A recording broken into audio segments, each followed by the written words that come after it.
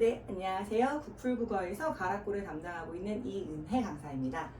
네, 이번 시간에는 가락고 1학기 실적과 2학기 출제 경향 그리고 2학기 예상 범위 그리고 수업 자료 및 관리 방법을 좀 말씀드리고자 합니다. 일단 저희 학원 같은 경우에는 1학년부터 3학년까지 책임지고 끌고 같이 올라가는 시스템입니다. 그래서 일단 올해 저희 가락고 친구들이 어떻게 좀 결과가 있었는지, 3학년 학생들이 어떻게 결과가 있었는지 이걸 좀 먼저 말씀드리는 게 좋을 것 같아요. 다 저와 함께 했던 친구들이고요. 가락고 같은 경우에는 올해 어느 때보다도 사실 입시 실적이 좋은 한이었습니다. 그래서 아마 초반에 이제 학기 시작하기 전에 가락고 설명회를 다녀오신 어머님들께서는 가락고 입시 실적을 좀 들으셨을 거예요. 그런데 그 친구들 중에 대부분의 친구들이 정말 저와 함께 공부했다 라고 얘기해도 전혀 과언이 아닐 것 같습니다. 그래서 지금 보시면 복수 합격도 있는데 서울대 친구, 카이스트 붙은 친구도 있고요. 연세대는 지금 2명, 고려대, 성균관대, 이화여대, 중앙대, 춘천교대, 의대, 약대 등 정말 서울의 중상위권 대학 진학률도 굉장히 높았고요. 굉장히 좀 좋은 학교들을 많이 보낸 어느 한 해 때보다도 좀 실적이 좋았던 한 해가 아닌가 싶습니다. 그리고 3년 내내 가락고의 1등급의 50% 이상의 학생들이 저와 함께 공부를 해왔습니다. 그래서 이렇게 실적이 좋은데 올해는 사실 가락고 친구들이 많이 오지 않았어요. 그래서 저희가 지금 현재 가락고 친구들이 20명이 안 됩니다. 네, 한 10몇 명 되거든요. 그럼에도 불구하고 함께 공부하는 친구들은 굉장히 좀 성실하게 열심히 공부하는 친구들이고요. 그래서 인원 대비해서 좀 실적은 그래도 좋은 편이라고 생각합니다. 그래서 1학기 재원생의 거의 40% 정도가 1, 2등급을 받았어요. 저희가 한 16, 17 이 정도의 인원이 지금 되는 것 같거든요. 그런데 한 7명? 그 정도가 7명, 8명 정도가 지금 1, 2등급을 받은 친구라고 생각하시면 됩니다. 그리고 지금 가락고 같은 경우에는 1학기 때 중간, 기말 둘 다 100점이 없었습니다. 그래서 한개 틀린 친구가 최고점이었고요. 학교 전체 100점이 아예 없었어요.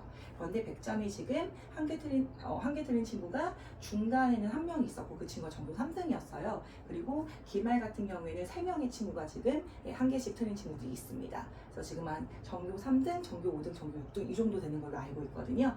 그래서 지금 이렇게 인원 대비해서 상당히 좀 아이들이 열심히 공부하고 있고 결과가 좋았다라고 생각하시면 될 것 같습니다. 그래서 1학기 재원생 성적표인데 가락고 학생이 많지 않다 보니까 제가 일단 저와 같이 공부하는 아이들이 얼마나 좀 열심히 공부하고 있고 결과가 좀 좋은지를 보여드리기 위해서 제가 지금 3개 학을 담당하고 있습니다. 그래서 동북고와 가락고와 방상고를 좀 담당하고 있거든요. 그래서 지금 동북고와 방상고는 다 전교 1등이 저와 같이 공부하는 친구들이에요. 전교 1등이 지금 나오고 있는데 가락고 같은 경우에는 전교 3등과 지금 전교 6등의 성적표를 지금 받았거든요. 그래서 이 두 학생 외에도 사실 좀 10등 안에 드는 친구들이 좀 더 있는데 성적표를 안 주더라고요. 그래서 일단 보내준 친구들 것만 담아봤습니다. 그리고 1학기 이제 시험이 좀 어떻게 출제가 되는지를 살펴보시면 이제 학생들도 1학기가 지났기 때문에 어머님들과 학생 모두 이렇게 좀 시험이 출제가 되는구나 라고 느끼셨을 거예요.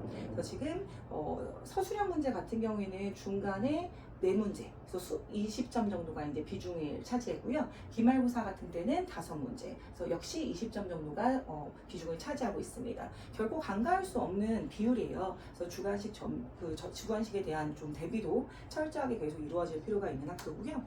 그 다음에 문학 유형과 좀 배점을 살펴보시면 사실 어떤 학교든 문학의 비중이 좀 제일 높은 편이긴 하거든요. 근데 가락고 같은 경우에는 중간과 기말 둘 다 비문학의 비중도 상당히 좀 높다고 생각하시면 될 것 같습니다. 그래서 중간고사 때도 죄송해요. 문법의 비중이 좀 더 높다고 생각하시면 될 것 같습니다. 그래서 문법 같은 경우에는 물론 항상 문학이 제일 높은 비중을 차지하긴 하지만 문법이 지금 중간고사 때도 38% 정도를 차지하고 있고요. 그 다음에 기말고사 때도 32% 정도 차지하고 있습니다. 결코 적은 비율이 아니거든요. 그래서 항상 좀 문법의 비중이 그래도 높은 편이다. 그래서 문학과 함께 문법도 좀 확실하게 잡고 갈 필요가 있고요.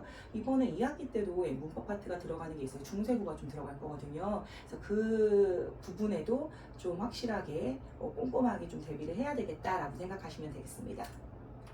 기출 경향을 좀 총 정리해보면 가락고는 사실 외부 지문 반영 비율이 조금 높은 편이에요. 그런데 중간고사가 비교적 외부 지문 반영이 좀 더 있었고요. 기말고사에는 외부 지문 활용은 거의 없었습니다.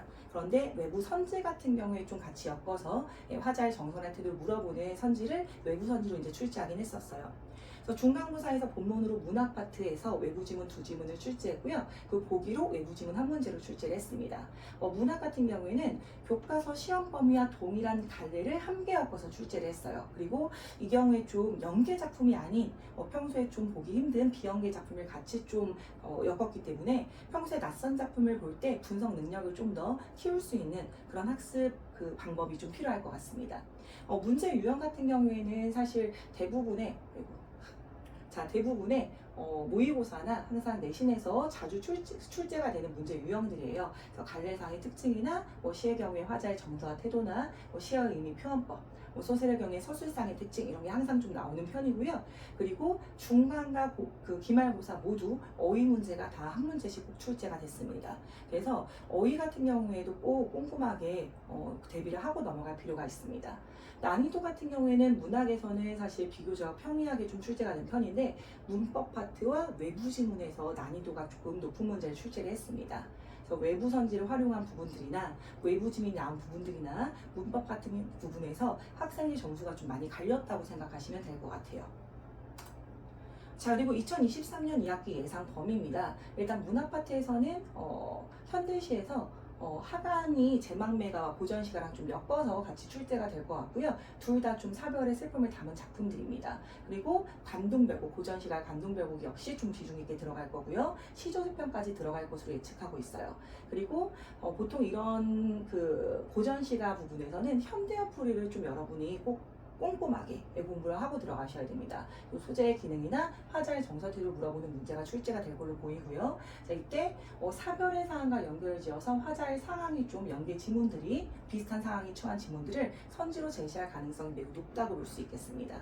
중세구가 들어갈 거예요. 학생이 굉장히 어려운 부분인데 2학기 때 이렇게 고전 시각 파트와 중세구가 같이 들어가다 보니까 학생들이 어려움이 많을 것 같아서 저희 재원생들 같은 경우에 사실 여름방학 특강 때 미리 좀 한번 훑어봤습니다. 그래서 중세국어 파트와 감동별곡, 그 다음에 제망매가, 시조세편 같은 경우에는 사실 한 번씩은 다 저희가 공부가 끝났어요.